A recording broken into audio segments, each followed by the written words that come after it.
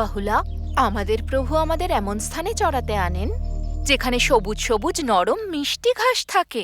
হ্যাঁ গঙ্গা, উনি আমাদের খুব ভালোবাসেন, আর বাছুরদেরও। ওরা রোজ সকালে প্রভুর প্রার্থনা করে বেরিয়ে যায়। প্রভুর আশীর্বাদ ওদের উপর বজায় থাক। কিন্তু আজকের এই ঘাসগুলো বেশি রসালো আর মিষ্টি। বৃন্দাবনে সুখ শান্তি বিরাজ করে যখন কৃষ্ণ নিজের বাঁশি বাজায়।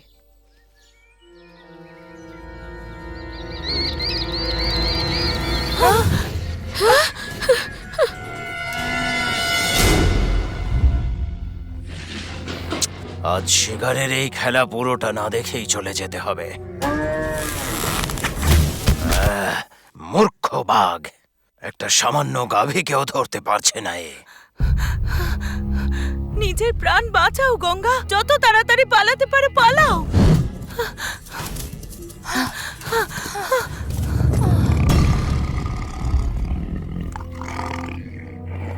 এবার এই গাভী ওর কবলে। মহা মূর্খ! ওঠো গঙ্গা, ওঠো, পালাও। আমি সাহায্য না করলে এই মূর্খ বাঘ ক্ষুধার্ত অবস্থায় মরবে।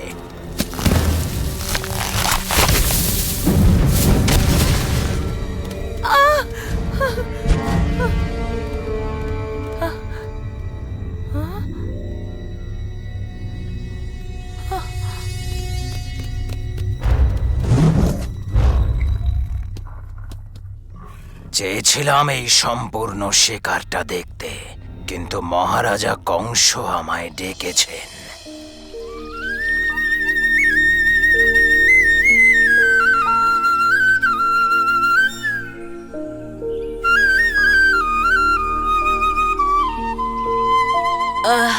তোমার বাঁশি শুনে এত ভালো লাগছে কৃষ্ণ, মনে হচ্ছে পাখি হয়ে উড়ে যাই।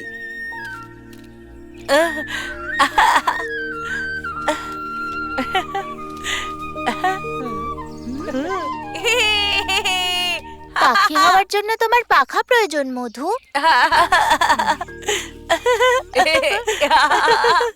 আমার সুরসুরি লাগছে।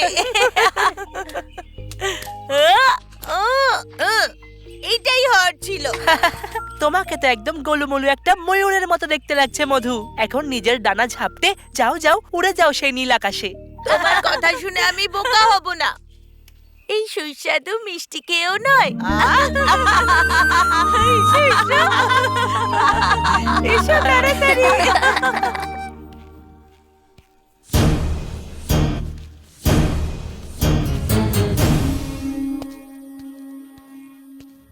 কোথায় সে, আর কোথায় প্রলম্ব?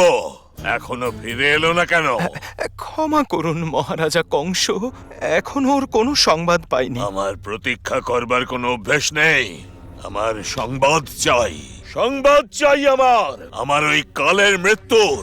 কেউ তো আছে আমার ওই কালের কাল হয়ে দাঁড়াবে আমার কাছে পৌঁছানোর আগে।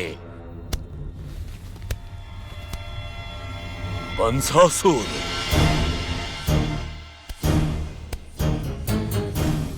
মহারাজ, আপনি আমায় আহ্বান জানিয়েছেন। আমি তোমায় একটি বিশেষ কার্যভার দিচ্ছি। এটাই চাই যে আমার ওই কালকে মৃত্যুর দরজায় পৌঁছে আমায় নিশ্চিন্ত করো। নিশ্চিন্ত হন মহারাজ, আমি ওই বালককে আমার শিকার বানিয়ে ওর বিনাশ করব। প্রভু আমায় রক্ষা করুন। এই সংকটে যদি কেউ তোমায় রক্ষা করতে পারে সে হলো আমি। না, আমাকে ছেড়ে দাও। কি ছেড়ে দেব? তোমার পেছনে এত দৌড়ানোর পর ক্ষমা করে দাও, আমার খুব খিদে পেয়েছে। আমায় কিছু সময়ের জন্য ছেড়ে দাও।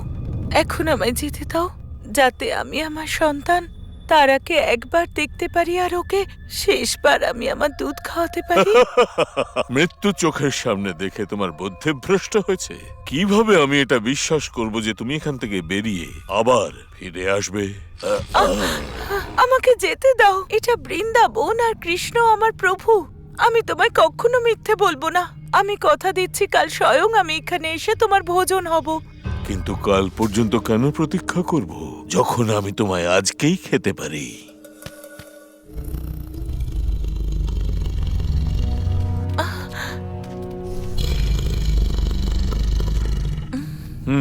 তাহলে কোথা থেকে শুরু করা যায়? আমার কথা শোনো, রাজি হও। আমি কালই আমার সন্তানকে জন্ম দিয়েছি। আমার পুষ্টিকর দুধ ওর জীবনের জন্য অত্যন্ত আবশ্যক। শেষবার আমাকে আমার এই দুধ ওকে খাওয়াতে দাও, তারপর আমি তোমার ভোজন হতে রাজি আছি। সত্যি বলছো? আমি নিজের প্রাণ দিয়েও আমার কথা রাখবো। বেশ, তাহলে যাও আর খাইয়ে এসো তোমার পৌষ্টিক দুধ বাচ্চাকে। আর নিজের কথা অনুযায়ী কাল সকালের মধ্যেই এখানে চলে আসবে। যদি তুমি না আসো তাহলে তোমাকে আর তোমার বাচ্চাটাকেও খেয়ে নেব। ধন্যবাদ।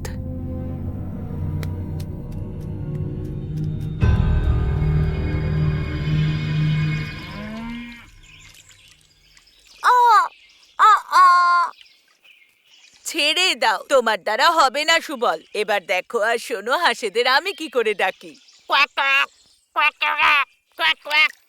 ও, তুমি মনে হয় ব্যাঙদের ডাকছিলে। ও, আর তা না হলে এই বাদরটাকে? শুধুমাত্র কৃষ্ণই ডাকতে পারবে ওদের। আমি না, আমার মনে হয় না আমি ডাকলেও আসবে। ওরা অবশ্যই করে আসবে। দেখিয়ে দাও ভাই, তোমার আওয়াজ তো খুবই সুন্দর। এই হাঁসগুলি তা শুনে নিশ্চয়ই আসবে। হ্যাঁ কৃষ্ণ, একবার ওদের ডাকো। যেমন তোমার ইচ্ছে। ও না, সুবল সাবধানে।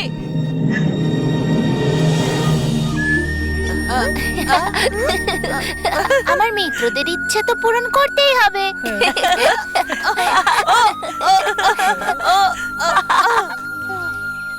সারা দিন তোমরা খেলো, তোমাদের সবার কি আর কোনো কাজ নেই? মানে বলতে চাইছো পেট পুজো? সারো। ও বলতে চাইছে গাছে ওঠো আর আমাদের জন্য ফল পাড়ো। আমাদের অনেকগুলো ফল চাই, সেই ফল থেকে আমরা মিষ্টি মিষ্টি রস বের করব। বাহ, ফলের রস! তাহলে তো তোমার জন্য অনেক ফল পারবো বিশাখা। আমি দেখাচ্ছি কি করে ফল পাড়তে হয়। আমি একবার চেষ্টা করি।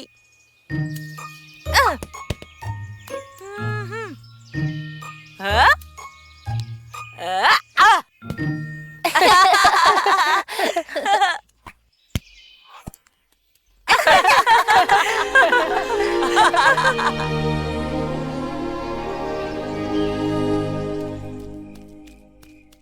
বহুলা, তুমি ফিরে এসেছ।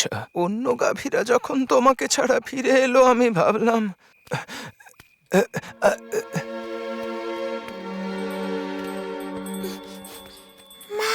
তারা, তারা, আমার তোমার জন্য চিন্তা হচ্ছিল। আমি প্রার্থনাও করছিলাম যাতে তুমি ঠিক থাকো, আর তুমি চলে এলে। বহুলা, তোমায় দেখে আমি শান্তি পেলাম। আমি ভেবেছিলাম ওই বাঘটা তোমায় ধরে ফেলেছে। আমার সোনা, আমি দু চোখ ভরে তোমায় দেখি। আজ তোমায় অনেক আদর করব সোনা। জীবনে যদি আর এই সময় না আসে। কিন্তু তুমি তো আমার সঙ্গে সারা জীবন থাকবে। কি হয়েছে বাহুলা? আমাকে বাঘ ধরে ফেলেছিল। ও তোমায় আঘাত করেনি তো? না, না আমার সোনা, তাহলে তো চিন্তার কোনো কারণ নেই, তুমি একদম সুরক্ষিত আছো। আজ সুরক্ষিত, কিন্তু কাল থাকবো না। আমি বুঝতে পারলাম না মা। আমি ওই বাঘকে কথা দিয়েছি যে আমি তোমাকে একবার দেখবো, ব্যাস শেষবার। তোমাকে আমার দুধ খাওয়ানোর পর ফিরে যাব, যাতে ও আমাকে তার ভোজন করতে পারে। তুমি আমায় ছেড়ে কোথাও যাবে না, আমি তোমায় যেতে দেব না মা। আমিও তোমাকে ছেড়ে যেতে চাই না আমার সোনা।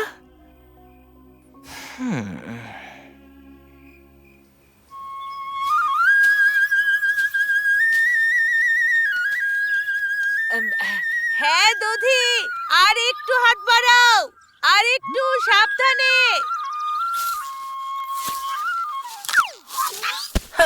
একটু সাবধানে চলাফেরা করা শেখো। ও, যদি ওরা আসার আগে আমরা না ফল পাড়তে পারি তাহলে ফলের রস তো আমি কিছুতেই পাবো না। চিন্তা করছো কেন? আমি তোমার জন্য ফল পেড়ে দেব। হ্যাঁ, তুমি সত্যি? আবার অনেকগুলো। তার আগে একবার দৌড় হয়ে যাক। কি দৌড়?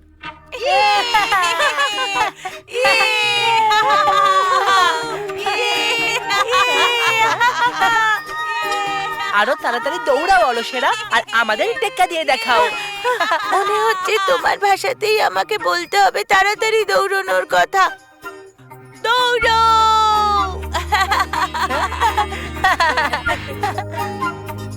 তুমি এই কলাটা খেতে চাও? পাবে পাবে, নিশ্চয়ই পাবে। তার আগে তোমাকে জোরে দৌড়াতে হবে, জোরে, আরো জোরে। আমরা এই দৌড় নিশ্চয়ই জিতবো, শুধু তুমি দৌড়াতে থাকো, তাহলে তুমি পাবে সুস্বাদু মিষ্টি। এটা তো দেখে আমারই খিদে পাচ্ছে।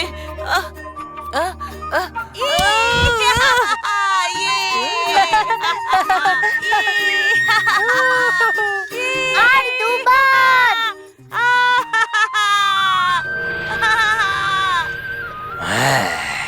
ওই নীল রঙের বালক, আমার মনে হয় ওই কংসের কাল। এবার আরও আমার হাত থেকে বাঁচতে পারবে না। আমি আসছি বালক।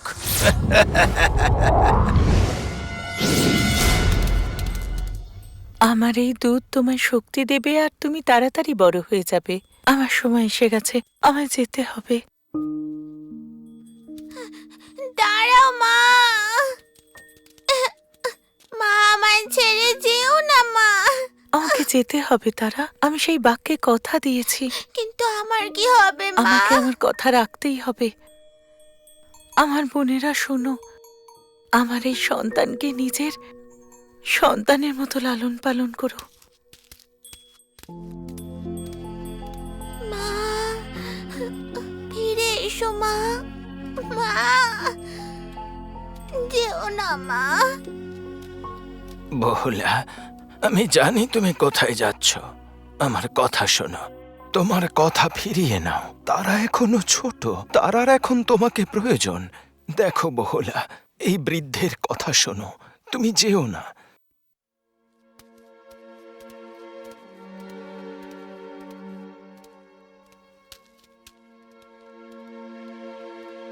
তুমি ওই বাঘকে পেট ভরানোর কথা দিয়েছিলে, তো তোমার জায়গায় আমি যাচ্ছি। বহুলা,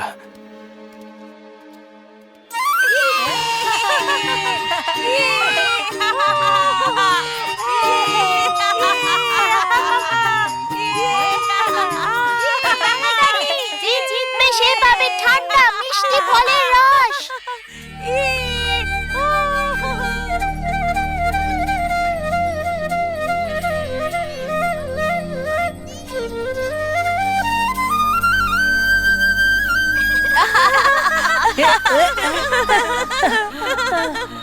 আমি জিতে গেছি, আমি জিতে গেছি। না, আমি জিতেছি। আমি জিতেছি, আমরা সবার আগে এসেছি।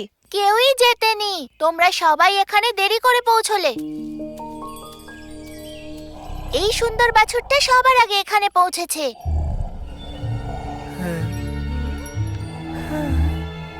কিন্তু ওর সাথে কে ছিল? যদি কেউ ওর সঙ্গে না থাকে তাহলে আমি ওকে আমার কাছে রাখবো। ও বোধহয় চাইছে আমি ওর পিঠে চড়ি।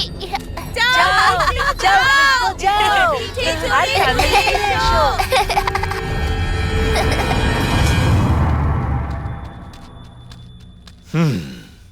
আমি কতটা মূর্খ যে ওই গাভীটার উল্টো পাল্টা কথায় বিশ্বাস করলাম, কিন্তু আমি মিথ্যে বলিনি।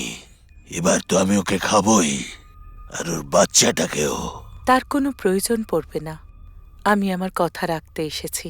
আহা, তাহলে তোমার দেওয়া কথা পালন করার সময় এসে গেছে।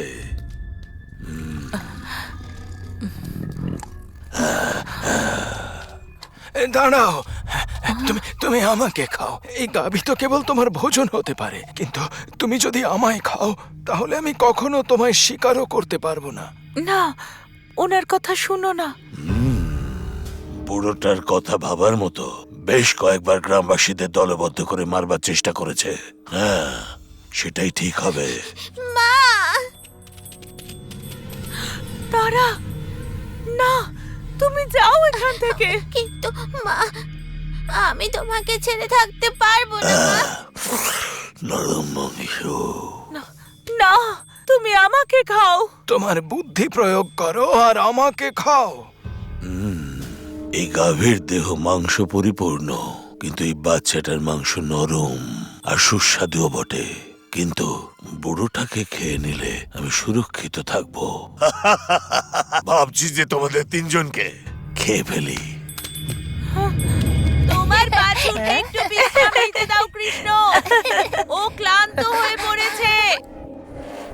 ও ক্লান্ত হয়নি, আমি ক্লান্ত হয়ে গেছি। অনেক হয়েছে মিত্র। মানতেই হবে, তোমার দেখতে বাছুরের মতো হলেও তোমার শক্তি একটা ষাঁড়ের মতো।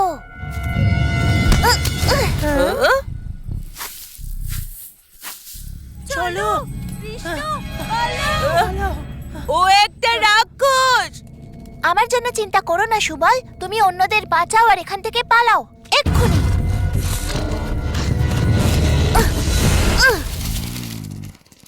কৃষ্ণ!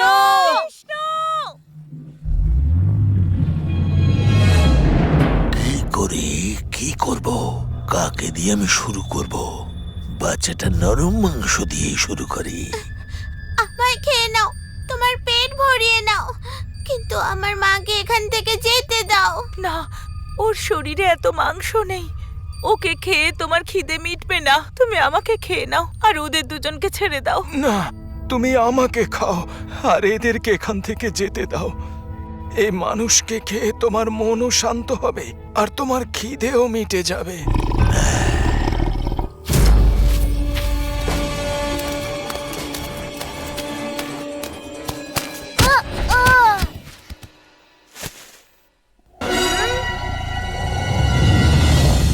মনে হচ্ছে ও কোনো রাক্ষস। চিন্তার কোনো বিষয় নেই, কৃষ্ণ ওকে ঠিক সামলে নেবে।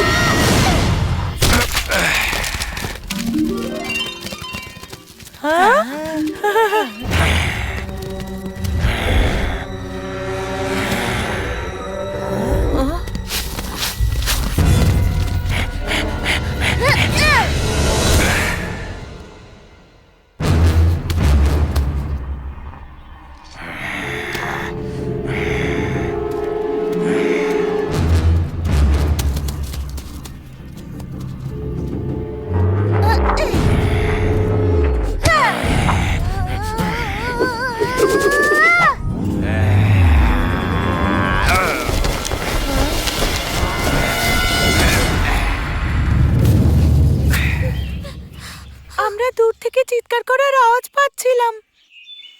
তোমরা কি করছিলে? তোমার জন্য ফল পাড়ছিলাম। আর এই দুষ্টকে শাস্তি দিচ্ছিলাম। না!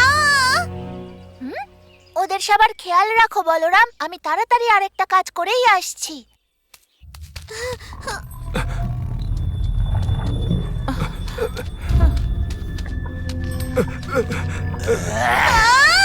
তুমি যা ভাবছো ভুল। কৃষ্ণ! এটা তুমি কি করে বলতে পারো? ও আমায় কথা দিয়েছিল যে বাচ্চাকে দেখে আসবার পর আমি ওকে খেতে পারবো। তা ও তো নিজের কথা রেখেছে, এর জন্য তোর পুরস্কার পাওয়া উচিত। ওর বাচ্চাটাকে খেয়ে ফেলি? কিন্তু তারা নিজের মাকে বাঁচানোর জন্য এখানে এসে এত বড় ত্যাগ করেছে, তোমার ওকে সম্মান করা উচিত। আচ্ছা, তাহলে ঠিক আছে, ওই বুড়ো গোয়ালাটাকে খেয়ে নি। আমি ভাবতাম বাঘ খুবই বীর প্রাণী, তুমি এক এমন বুড়ো মানুষকে খেয়ে নেবে যার শরীরে তোমার সঙ্গে লড়াই করার মতো শক্তিই নেই।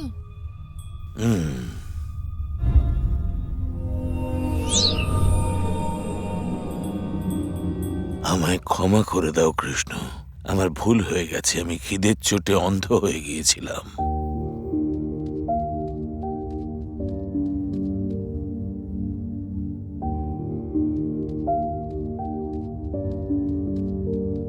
হে কৃষ্ণ, আমি কি করে আপনাকে ধন্যবাদ দেব আমার তারার প্রাণ বাঁচানোর জন্য। তারাকে নিজের সংস্কার দিয়ে তোমার মতো সুন্দর গাভী বানিও।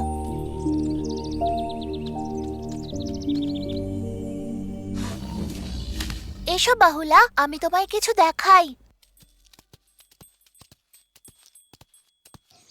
তোমার প্রতিশ্রুতি রক্ষার ত্যাগের স্মৃতিতে আজ থেকে এই বনের নাম হবে বাহুলা বন। আরে আস্তে আস্তে, আমার সুসুরি লাগছে। দেখো আমি তোমার জন্য আর কি এনেছি।